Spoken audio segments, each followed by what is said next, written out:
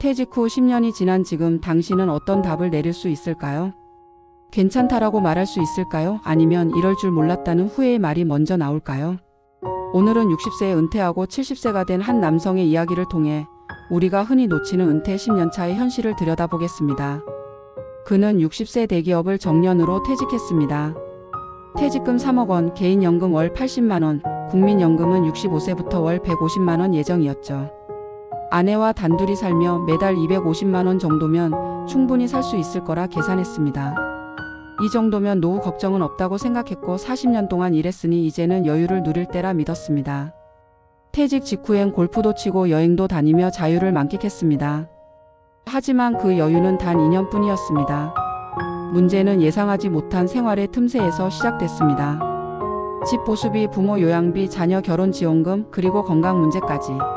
하나하나 큰 돈은 아니었지만 10년이 지나자 통장은 절반으로 줄었습니다. 그는 말했습니다. 돈이 모자란 게 아니라 예상이 너무 낙관적이었습니다. 연금이 들어오기 전 5년의 공백기 동안 그는 적금을 깨고 퇴직금을 생활비로 썼습니다. 물가 상승률 3%, 의료비 증가율 7%, 이 두 가지가 그의 계산표를 완전히 바꿔놓았습니다. 재정적 여유보다 더 큰 문제는 심리의 무게였습니다. 퇴직 초기엔 친구들과 자주 만나며 우리 이제 진짜 자유다라고 웃었지만 3년쯤 지나자 그 모임도 하나둘 끊어졌습니다. 누군가는 건강이 나빠졌고 누군가는 자녀에게 의지하러 지방으로 내려갔습니다. 남은 건 하루가 길다는 감정뿐이었습니다. 그는 말했습니다.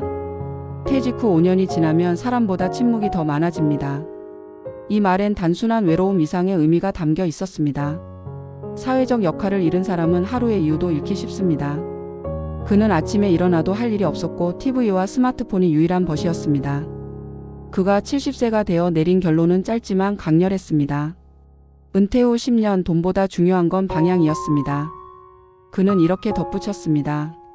나는 돈을 관리했지만 나의 시간을 관리하지 못했습니다. 10년 동안의 은퇴 생활을 돌아보며 그는 세 가지를 강조했습니다. 첫째, 은퇴는 끝이 아니라 새로운 노동의 시작이라는 것. 수입이 줄어드는 대신 자신을 유지하기 위한 노력이 2배로 늘어난다는 뜻이었습니다.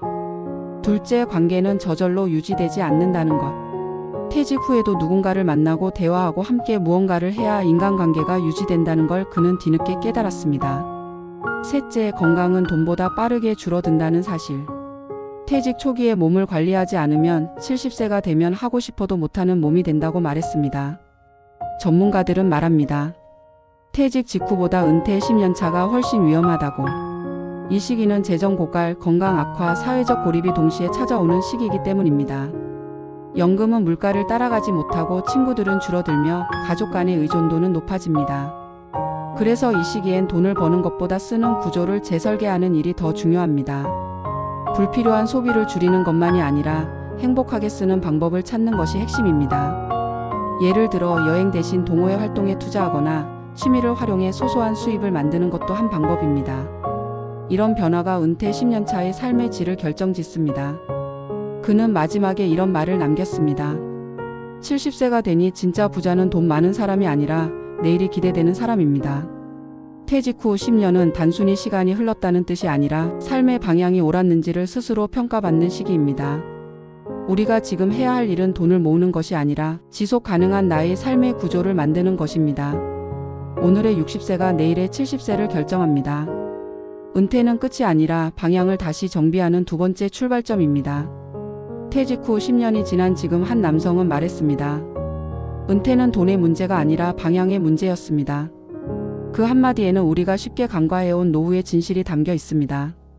많은 사람들이 퇴직을 끝이라 생각합니다. 하지만 실제로는 인생의 두 번째 절반이 시작되는 시점이죠. 그리고 그 10년의 시간은 단순한 여유의 기간이 아니라 인생의 내구성을 시험하는 시간입니다. 60세 은퇴 당시 그는 준비된 사람이었습니다.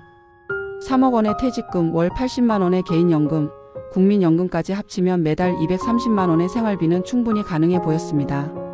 아내와 단둘이 사는 집, 자가주택, 자녀는 모두 독립한 상태였으니까요. 그는 이제는 소비가 아니라 휴식의 시간이라고 말하며 자신 있게 퇴직을 맞이했습니다. 그러나 10년이 지난 지금 그의 통장은 절반으로 줄었고 건강은 예전만 못하며 관계는 끊겼습니다. 무엇이 잘못된 걸까요? 가장 먼저 무너진 것은 계획의 현실성이었습니다. 퇴직 후 2년까지는 그가 계산한 대로 흘렀습니다. 하지만 인생은 엑셀 시트처럼 움직이지 않았습니다. 부모님의 병원비와 요양비, 자녀의 결혼 자금, 집의 누수와 보수비, 예상하지 못한 각종 세금이 이어졌습니다. 처음엔 이 정도야 감당 가능하지라며 웃었지만 5년쯤 지나자 지출이 매달 늘어나 있었습니다. 은퇴 초기에 250만 원이면 충분했던 생활비는 어느새 350만 원으로 그리고 최근엔 400만 원을 넘어섰습니다. 물가 상승률 3%, 의료비 상승률 7%, 이 단순한 숫자들이 그의 삶을 무너뜨렸습니다. 노후의 가장 큰 적은 한 번의 큰 지출이 아니라 조금씩 늘어나는 고정비라는 사실을 그는 뒤늦게 깨달았습니다. 두 번째 위기는 심리에서 왔습니다. 처음엔 친구들과 자주 어울렸습니다. 퇴직 동기 모임, 골프 멤버, 산악회로 이어지던 관계들이 3년쯤 지나자 하나둘 사라졌습니다. 아프거나 지방으로 이사하거나 혹은 경제적 여건이 달라지며 자연스레 끊겼습니다. 그 후 그는 집에 머무는 시간이 많아졌고 하루 중 가장 많이 하는 일은 TV 시청과 스마트폰 뉴스 탐색이 되었습니다.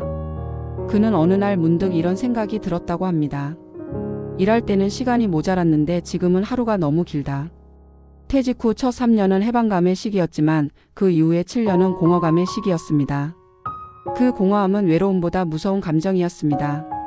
아무도 자신을 필요로 하지 않는다는 감각, 세상과의 연결이 끊어진 듯한 고립감이었습니다. 세 번째는 건강이었습니다. 직장에 다닐 때는 출퇴근이 운동이었고 최소한 규칙적인 생활을 유지했습니다.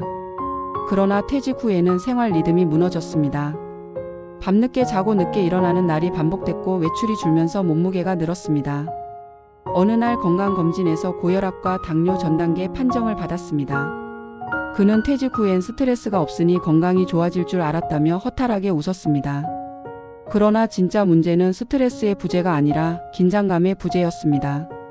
긴장이 없으면 몸도 마음도 의지도 함께 느슨해진다는 사실을 70세가 되어서야 깨달았습니다.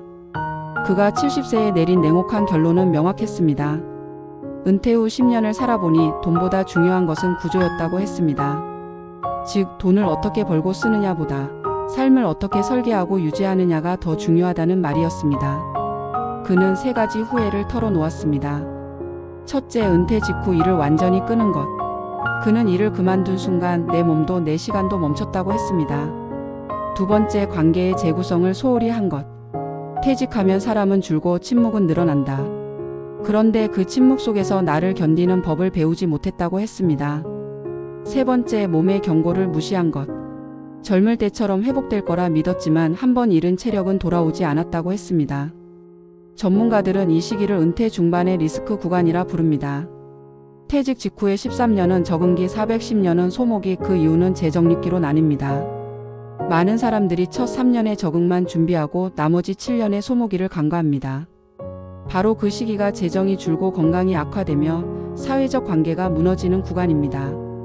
이때의 대응이 인생 후반부의 격차를 만듭니다.